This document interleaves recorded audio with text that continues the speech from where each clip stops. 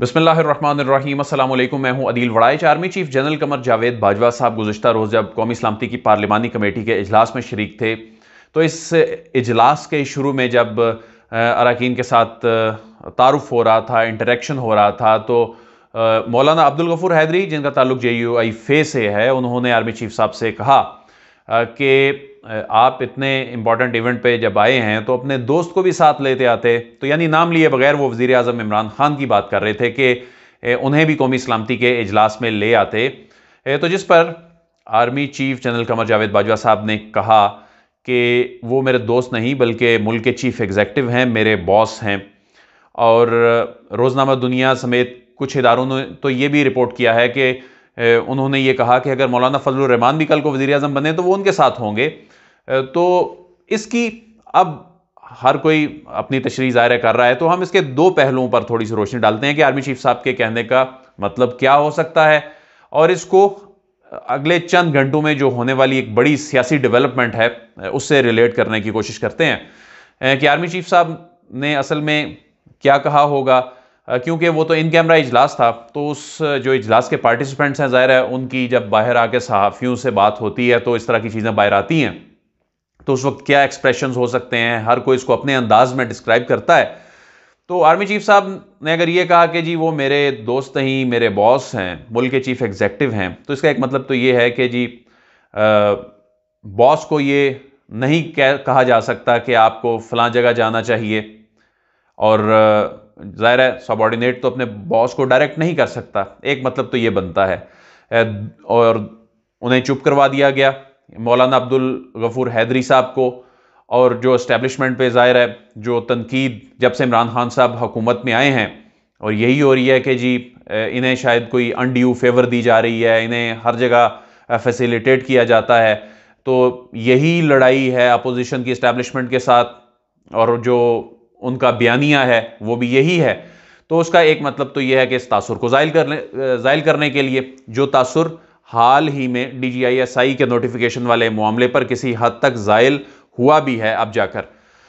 दूसरा इसका मतलब ये हो सकता है कि वो मेरे दोस्त नहीं, बॉस हैं। इससे पहले ये तसव्वुर किया जाता था कि उनकी जी शायद दोस्ती है वज़ीर आज़म इमरान खान साहब से, तो कुछ लोग इसकी तशरीह ये भी करते हैं कि शायद अब वो दोस्ती नहीं रही पहले जैसी, तो अब वो फॉर्मल एक जो ताल्लुक होता है बॉस का, तो ये भी एक मैसेज हो सकता है। लेकिन अब इसको हम रिलेट करते हैं आने वाली जो एक बड़ी सियासी डेवलपमेंट है, जिसका ऐलान वज़ीर आज़म इमरान खान साहब की जानिब से, यानी उनकी जमात की जानिब से कर दिया गया है। वो है पार्लियामेंट का मुश्तरका इजलास। ये पार्लियामेंट का मुश्तरका इजलास इमरान खान साहब और उनकी जमात का इम्तिहान है। मैं ये क्यों कह रहा हूं कि ये इम्तिहान है, अगरचे नंबर्स जो हैं वो ज़्यादा हैं हुकूमत के पास, इस इजलास में 1 दर्जन से ज़्यादा बनते हैं वो नंबर्स जो इजाफी हैं हुकूमत के पास। लेकिन आज कौमी असम्बली के इजलास में कुछ ऐसा हुआ है कि कौमी असम्बली के इजलास में हुकूमत को सुबकी का सामना करना पड़ा है, और नंबर्स पूरे ना होने की वजह से जो पार्लियामेंट के मुश्तरका इजलास से चंद घंटे पहले कौमी असम्बली में होने वाली वोटिंग में हुकूमत को बैकफुट पे जाना पड़ा। तो ये अब परेशानी की बात है, और ये पता चलेगा कि अब वो दोस्ती है या नहीं है। FATF से मुतल्लिक लेजिस्लेशन में ये कहा जाता है कि जी वो लेजिस्लेशन इनसे हो ही नहीं पानी थी, उसमें हुकूमत को फैसिलिटेट किया गया, और उसमें ऐसा माहौल बनाया गया कि हुकूमत ने जैसे तैसे करके वो लेजिस्लेशन करवा ली। अब ये 2 दर्जन से ज़्यादा बिल हैं जो मंजूर करवाने का हुकूमत ऐलान कर चुकी है। अब पार्लियामेंट के मुश्तरका इजलास में नंबर्स की हम बात करें तो कौमी असम्बली और सेनेट के ज़ाहिर दोनों के अरकान को मिलाकर जिसके पास सादा अक्सरियत होगी, वो उसकी जो बात है वो तस्लीम होगी। तो हुकूमत के पास कौमी असम्बली में तकरीबन 178 के करीब अरकान हैं, और अपोजिशन के पास 161 के करीब अरकान हैं। तो तकरीबन 17 का शॉर्टफॉल अपोजिशन के पास कौमी असम्बली में है। और सेनेट में ये जो कम नंबर्स हैं हुकूमत के तकरीबन ये 4 के करीब बनते हैं। लेकिन इसमें 3 अरकान के बारे में कहा जा सकता है कि जी वो कहीं भी जा सकते हैं। तो ऐसे में चलें 7 अरकान की कमी का सामना सेनेट में हुकूमत को करना पड़ रहा है। तो यूं कौमी असम्बली और सेनेट में मिला के देखा जाए तो फिर भी 10 के करीब इजाफी मेंबर जो हैं वो हुकूमत और इत्तेहादियों के मिला के बन जाते हैं, जो इनसे ज़्यादा हैं, अपोजिशन से ज़्यादा हैं। लेकिन उसमें बहुत सारे नाराज़ अरकान भी हैं, और ऐसे जब मौके आते हैं तो जो अरकान हैं वो अपने नाज नखरे भी दिखाने शुरू कर देते हैं। वज़ीर आज़म ने कल इत्तेहादियों का इजलास जो है वो भी बुला लिया है, ज़ुहराने पे उन्हें बुला लिया है। उन्हें इस लेजिस्लेशन से मुतल्लिक बताया जाएगा कि इस लेजिस्लेशन में क्या करने जा रहे हैं। ये जो 2 दर्जन से ज़्यादा बिल ये मंजूर होंगे, ये तकरीबन 25 से 30 के दरमियान बिल्स हैं।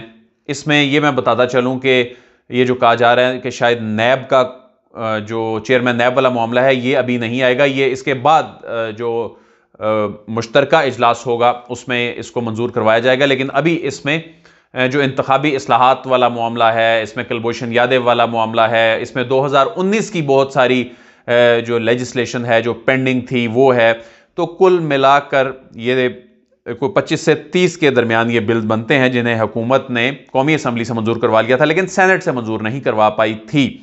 तो अब हुकूमत अगर वो दोस्ती पहले जैसी नहीं रही तो क्या आसानी से इन्हें पास करवा लेगी? जिस तरह FATF में बड़ी रेजिस्टेंस का सामना था, लेकिन उसमें कहा जाता है कि आशीर्वाद हासिल थी। आज कौमी असम्बली में क्या हुआ, ये चीज़ हुकूमत के लिए ज़ाहिर तशवीश का बायस है कि आज जावेद हुसनैन साहब ने एक दस्तूर में तरमीम का बिल पेश किया। तो जब बिल पेश होता है तो उसमें उससे पहले भी एक वोटिंग करवाई जाती है कि इस बिल को पेश होना चाहिए या नहीं होना चाहिए। अगर वो तहरीक मुस्तरद हो जाए तो वो बिल पेश ही नहीं होता। तो प्राइवेट मेंबर डे बिल था आज, तो इसमें जब जावेद हुसनैन साहब ने बिल पेश किया कि जब कोई मेंबर किसी जमात के टिकट पर इलेक्शन लड़े तो अगले 7 साल किसी और जमात के टिकट पर वो इलेक्शन नहीं लड़ सकता। तो ये आइन में तरमीम का बिल था। तो इसमें हुकूमत ने इसकी मुखालफत की कि ये बिल पेश नहीं होना चाहिए। उस पर जब वोटिंग हुई तो उस पर वोटिंग में अरकान से वो ये पूछा जाता है कि ये तहरीक मंजूर की जाती है या इसे मुस्तरद किया जाता है। तो आवाज़ के ज़रिए ये पूछा जाता है। जब आवाज़ ज़्यादा हुकूमती बेंचेस से आए तो उनकी बात तस्लीम होती है, अपोजिशन बेंचेस से आए तो उनकी बात तस्लीम होती है। लेकिन डिप्टी स्पीकर ने कहा कि ये जो हुकूमती साइड से जो आवाज़ है वो ये बताती है कि ये बिल पेश नहीं हो सकता। तो उसको चैलेंज कर दिया गया। जब उसे चैलेंज कर दिया गया और उस पर वोटिंग हुई तो इसमें काफ़ी कम वोट निकले हुकूमत के, और अपोजिशन को इसमें फतह मिली और ये बिल पेश हो गया। ना सिर्फ बल्कि ये मुतलका कायमा कमेटी को रेफर भी हो गया।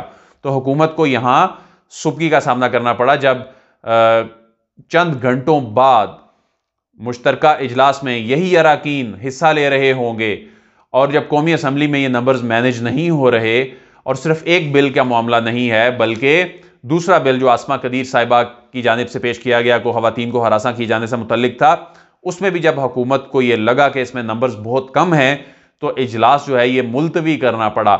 तो अगर ऐसी ही सूरत हाल रही तो जो इजलास है, मुश्तरका इजलास है जो 11 नवंबर को होना है, उसमें फिर हुकूमत बहुत ज़्यादा अंडर प्रेशर आ सकती है। अगर बिल कोई मुस्तरद हो जाता है इसमें से, फिर तो वो अक्सरियत वाले सवालात उठ जाते हैं। जिस तरह कहा जाता है कि जो फाइनेंस बिल है, जिस तरह कहा जाता है जी बजट हुकूमत पास ना करवा सके तो हुकूमत के पास अखलाकी जवाज़ ख़त्म हो जाता है। तो इस तरह के सवालात उठने शुरू हो जाते हैं, क्योंकि ये जो मुश्तरका इजलास है इसकी बड़ी फिर हाइप भी होती है। दोनों ऐवानों के लोग इसमें इकट्ठे होते हैं और हुकूमत बुनियादी तौर पर किसी मामले पर डट कर यह फैसला करती है जी हम इसे मंजूर करवा के छोड़ेंगे, और फिर मंजूर ना हो, अगर यही सूरत हाल जो आज कौमी असम्बली में है, कौमी जो पार्लियामेंट के मुश्तरका इजलास में हो, तो हुकूमत के लिए बहुत इसमें सियासी तौर पर बड़ा मसला सामने आ सकता है। और वो और ज़्यादा अंडर प्रेशर हो सकती है, क्योंकि अपोजिशन ये समझती है, ये अपोजिशन को अंदाज़ा है कि हुकूमत अगर इसके पार्लियामेंट के मुश्तरका इजलास से मंजूर करवाने में कामयाब हो जाती है तो उसे कॉन्फिडेंस मिलेगा, उसके कॉन्फिडेंस को बूस्ट मिलेगा। और यही वजह है कि वो चीनी और पेट्रोल वाले मामले पर इस मामले को वो वक्त आने से पहले कैश करवाना चाहते हैं, क्योंकि उन्हें अंदाज़ा है कि चीनी की कीमतों में ज़ाहिर है आने वाले दिनों में कमी होगी। आज भी जो चीनी की जो ज़ख़ीरा है मार्केट में लाने का फ़ैसला हुकूमत ने किया, तमाम ज़ख़ीरा, और आज बहुत से शहरों से इतलात मीडिया पर आती रहीं कि चीनी की कीमतें अब कुछ नीचे आना शुरू हुई हैं। ज़ाहिर है वो नीचे आनी हैं। फिर 15 नवंबर से क्रशिंग शुरू करने का भी फ़ैसला कर लिया गया है। तो हुकूमत ये कह रही है जी चीनी वाफर मकदार में मौजूद है। तो दो ही तो चीज़ें हैं, एक चीनी और एक पेट्रोलियम प्राइसेस, जिस पर हुकूमत को इस वक्त बहुत ज़्यादा सुबकी का सामना है। चीनी की कीमतें अगर हुकूमत नीचे लाने में कामयाब होती है, और आलमी मार्केट में ज़ाहिर है तेल की कीमतें आने वाले चंद हफ्तों में नीचे आ सकती हैं, इस बात के इम्कानात मौजूद हैं। अगर आलमी मार्केट में, और ये अपोजिशन को भी मालूम है कि आलमी मार्केट में कीमतें ज़्यादा होने की वजह से हुकूमत मजबूर है, लेकिन ज़ाहिर है लोग तो ये सुनना पसंद नहीं करते, और अपोजिशन के पास भी ये अच्छा मौका है इसको कैश करवाने के हवाले से, हुकूमत को अंडर प्रेशर लाने के हवाले से। तो जब वो ज़ाहिर कीमतें नीचे आएंगी उस आने वाले चंद हफ्तों में या महीनों में, तो पाकिस्तान में भी ज़ाहिर कीमतें नीचे आएंगी। तो ये वो दो चीज़ें हैं जिसको हुकूमत, जो अपोजिशन है, वो हुकूमत पर प्रेशर ये वक्त आने से पहले तक इस्टेब्लिश करना चाहती है, ताकि वो अब तक अपोजिशन जो कि 3 सालों में नहीं कर सकी, हुकूमत पर प्रेशर नहीं डाल सकी। तो ये वो दो इवेंट्स हैं जिनके आने से पहले सियासी पारा जो है वो आने वाले दिनों में हाई होगा। महंगाई के हवाले से ज़ाहिर अपोजिशन सड़कों पर निकल रही है, किस हद तक कामयाब होती है आपको अपडेट करते रहेंगे। अदील वड़ाइच को इजाज़त दीजिए, आपसे फिर मुलाकात होगी। अल्लाह हाफिज़।